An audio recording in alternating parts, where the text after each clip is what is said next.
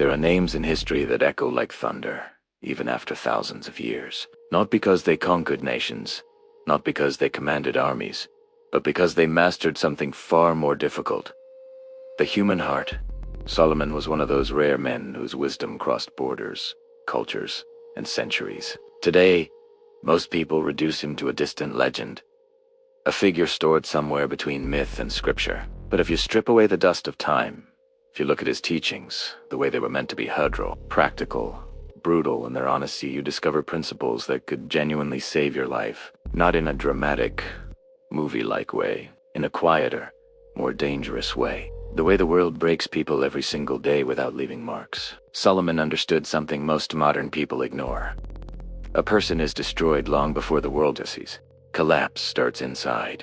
A small compromise, a repeated distraction, a truth you refuse to face, a desire you let rule you. Wisdom, to him, wasn't poetry. It was protection, armor, strategy, a way to walk through life without becoming your own enemy. We live in a time where everyone wants comfort, but nobody wants clarity. People chase motivation like a drug, hoping a single dose will fix years of undisciplined living. They want success without sacrifice, happiness without responsibility, strength without struggle. Solomon would have looked at us and said exactly what he wrote thousands of years ago.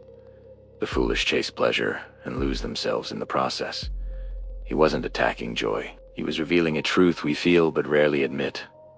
Pleasure without purpose becomes a trap. It steals focus, weakens discipline, and makes a person soft from the inside out.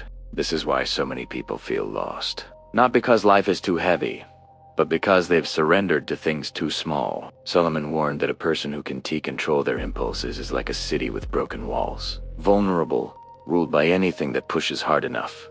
When you look around, you see it everywhere. People enslaved by attention, by appetite, by comparison, by expectations that were never theirs to carry. They think they're making choices, but most of the time, they're simply reacting, pulled like puppets by whatever emotion shows up first. What Solomon taught was the opposite of modern life. He believed a person becomes wise the moment they stop running away from themselves. When they look honestly at their own chaos, when they understand that discipline is not restriction, it is liberation. It frees you from repeating the same mistakes. It frees you from being controlled by your own weakness. It frees you from living the life others expect instead of the one you were meant to build. And here is the uncomfortable truth Solomon knew and modern society hides. You cannot build a strong life with a weak mind. You cannot build peace with chaotic habits. You cannot build purpose on top of distraction. The lost teachings of Solomon were never about religion. They were about mastery of time, desire, decisions, and destiny. They were meant for every man and woman who feels the weight of life tightening around them, who knows they're capable of more, but can't escape the patterns holding them back. This is where our journey begins, with the wisdom of a man who saw humans clearly, who warned us gently, and who taught that the first battle you must win is always inside yourself. Solomon believed that every life is built on two invisible foundations: what you seek and what you tolerate. Most people collapse not because they aim too high, but because they tolerate too little from themselves and too much from the world. This is why his teachings hit so deeply when you read them without filters. They expose the quiet agreements you've made with your own limitations. He wrote that the heart of a person reveals their path, and in that single line, he was telling humanity one of the most uncomfortable truths ever recorded. You don't rise to your goals, you fall to your standards. Your life never exceeds the boundaries you secretly accept. People think discipline starts with motivation or a sudden burst of inspiration, but Solomon taught the opposite. Discipline begins with refusal, refusing the behaviors that sabotage you, refusing the emotions that manipulate you, refusing the habits that drain your strength. A person's life changes the moment they stop negotiating with weakness, but the modern world is built entirely on negotiation. Every app wants your attention. Every company wants your desire. Every distraction wants your time. And the world knows that if it can pull your heart in many directions, your mind will lose all direction. Solomon warned that a scattered heart becomes a scattered life. A divided focus becomes a divided future. This is why he spoke so much about understanding what truly matters. Not in a poetic or religious sense, but in an intensely practical one. He believed humans destroy themselves because they chase too many things and commit to nothing. Pleasure, validation, status, comparison, all of them feel urgent, but none of them build anything real. And the tragedy is this: most people only realize it when their life is already a collection of fragments. To Solomon, the greatest danger wasn't suffering, it was drifting, moving through life without intention, following urges instead of direction. He compared such a person to a man who chases the wind, always exhausted, never fulfilled. And when you look around today, you can see exactly what he meant. People drowning in choices, overwhelmed by options, yet starving for purpose. This is why Solomon insisted on clarity before action. He taught that wisdom is not the accumulation of knowledge, but the ability to see what actually matters. Once you know what matters, everything else becomes irrelevant noise. You no longer feel torn between 20 directions. You no longer crumble under pressure. You no longer feel lost, because the path becomes obvious. Not easy, but obvious. He believed that the strongest people were not those with perfect lives, but those who mastered the inner war between impulse and intention. The war between what you want now and what you truly want for your life. Every broken dream begins with choosing the moment over the mission. Every great destiny begins with choosing the mission over the moment. Solomon warned that a person who cannot govern themselves will eventually be governed by something else. Emotion, desire, fear, distraction, other people's opinions, and the world is more than willing to take control of those who refuse to control themselves. His lost teachings were not designed to make you feel inspired. They were meant to make you aware, to force you to look at the direction your life is quietly moving. Because the truth is simple. Your future isn't waiting for you. It's being shaped by you right now, in every choice, every habit, every standard you accept or reject. And if you want a life that is strong, stable, and meaningful, Solomon would tell you to start with one question. What are you tolerating that is slowly destroying you? Solomon understood something that modern people avoid at all costs. The truth is rarely convenient. He wrote that the wise love correction, not because correction feels good, but because it exposes the invisible cracks that will later collapse an entire life. Most people don't fail because they lack talent or opportunities. They fail because they refuse to confront the truths that could save them. We live in an era obsessed with comfort, and comfort has become the enemy of growth. When discomfort appears, people withdraw. When confronted, they defend themselves. When warned, they ignored. Solomon saw this pattern thousands of years ago. He taught that a foolish person resists correction because they are emotionally attached to their own illusions. Illusions about who they are, what they can handle, and where their life is heading.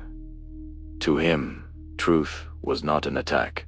It was a mirror, and that terrified people then just as much as it does today. He warned that a person who avoids truth ends up surrounded by destruction, disguised as normal life. Small habits become chains. Minor excuses become lifestyles. Emotional impulses become dictators. What begins as a slight deviation eventually becomes a destination. And by the time a person realizes it, they're far from the life they meant to build. Solomon believed that wisdom begins not with knowledge, but with humility. The humility to admit you might be wrong. The humility to question your impulses. The humility to reconsider the path you're walking. Without humility, a person cannot change, because they are too busy defending the version of themselves that is quietly destroying their future. He wrote that pride leads to ruin, and he wasn't talking about arrogance in public. He meant the private pride that whispers, "I don't need to change. I already know what I'm doing. I'll fix it later.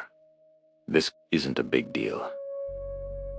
This quiet pride is far more dangerous than loud arrogance. It makes a person blind to their flaws, deaf to advice, and numb to the consequences building around them. A life doesn't fall apart suddenly. It erodes. It breaks quietly, one ignored warning at a time. This is why Solomon insisted that wisdom requires a brutal kind of honesty. Not honesty with others, honesty with yourself. The honesty to admit your habits are shaping a future you don't want. The honesty to recognize the relationships that drain your soul.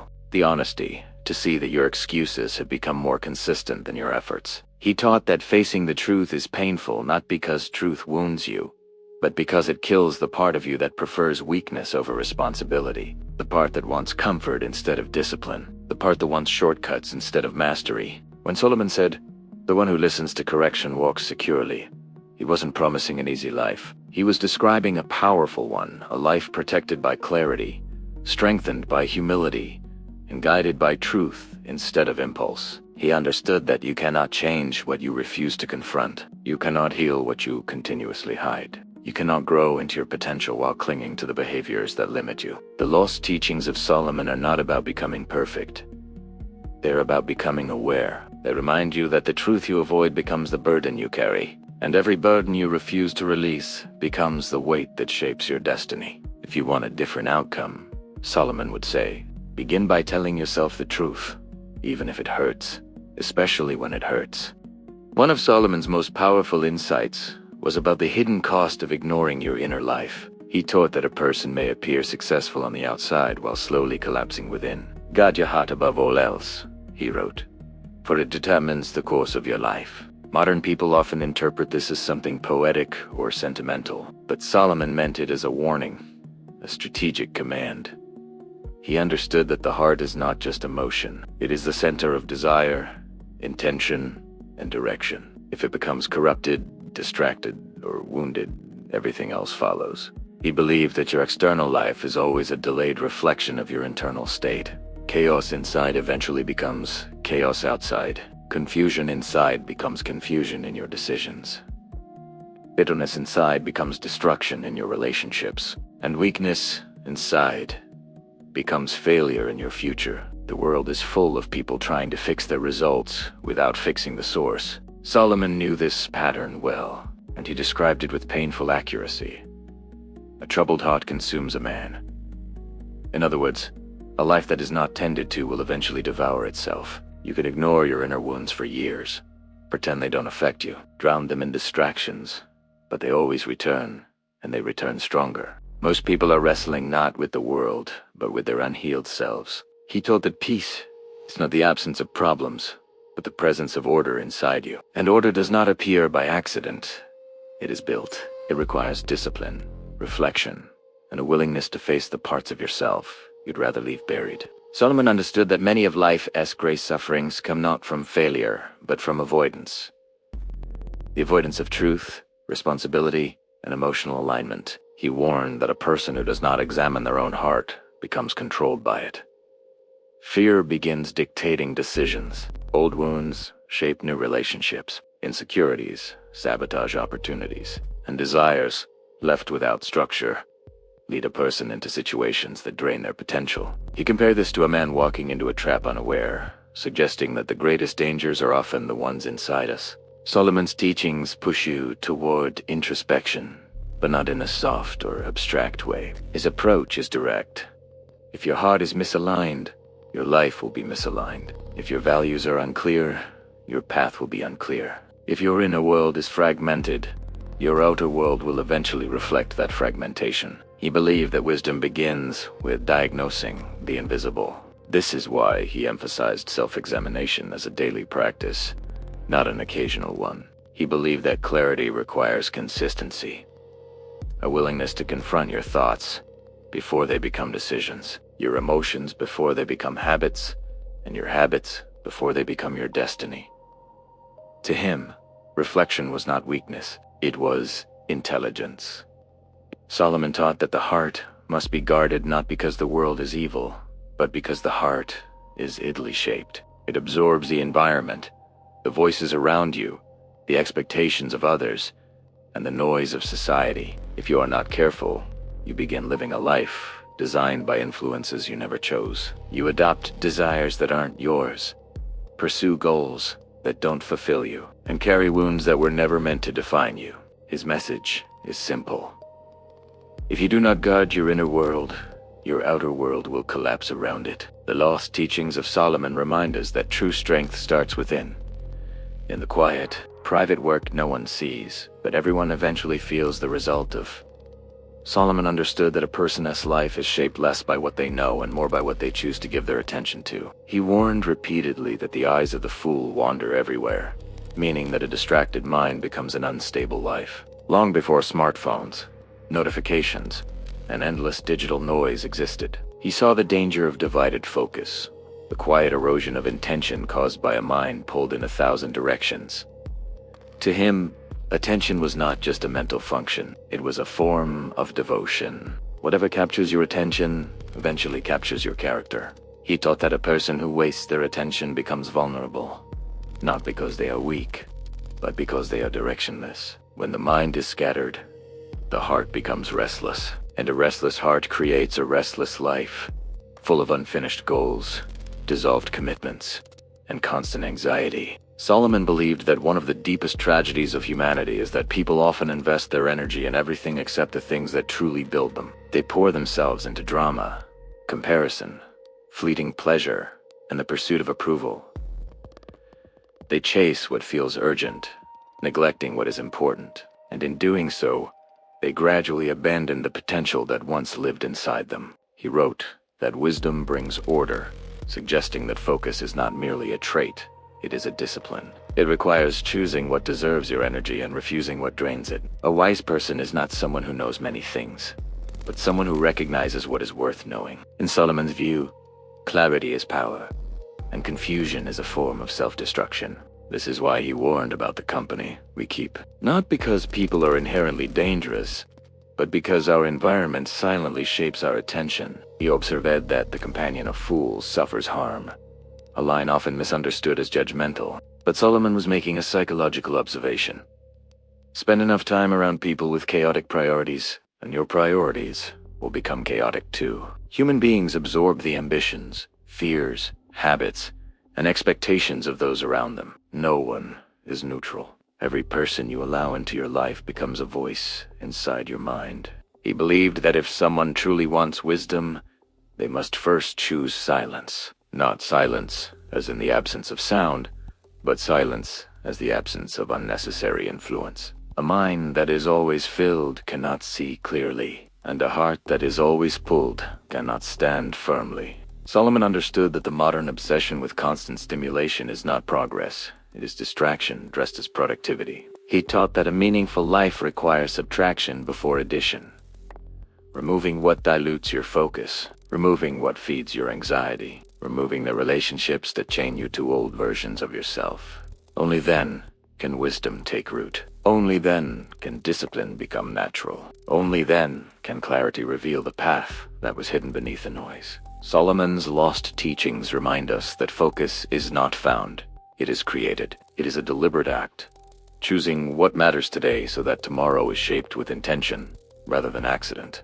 And if you want to change your life, he would say to begin with your attention. Because whatever owns your attention is already shaping your destiny. Solomon's greatest warning was not about enemies, suffering, or the unpredictability of life. It was about something far more intimate, the danger of living without direction. He believed that a person who drifts eventually becomes a stranger to themselves. Someone who once had potential, once had clarity, once had hunger, but slowly traded it away for comfort, distraction, and the illusion of time. Where there is no vision, he wrote, the people perish. It was not a metaphor.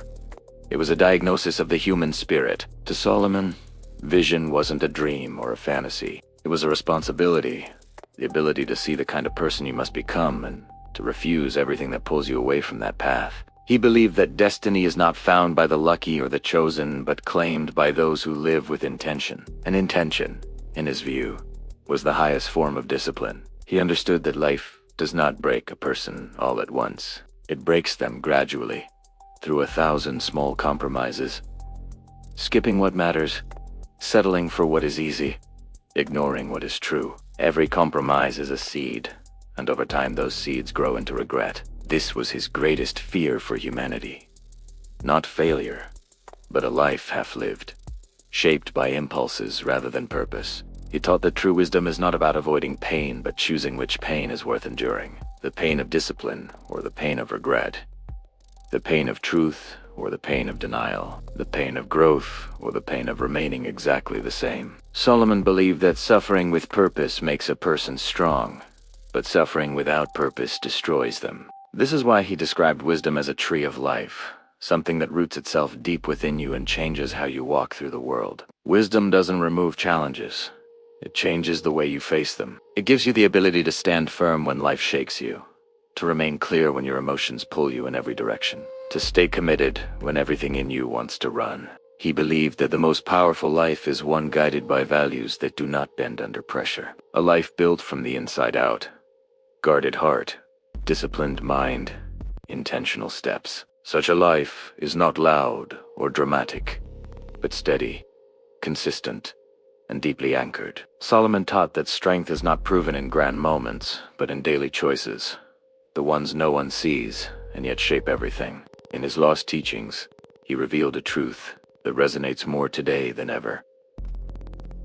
A meaningful life does not happen by accident. It is built, piece by piece, decision by decision, truth by truth. He believed that every person stands at a crossroads between who they are and who they could become. One road is familiar, comfortable, predictable, and slowly suffocating. The other is uncertain, demanding, uncomfortable, yet filled with life. Choose wisdom, Solomon urged, because wisdom is the only path that leads to a future you one day look back on with regret. The final message he leaves us with is not soft or poetic. It is a command.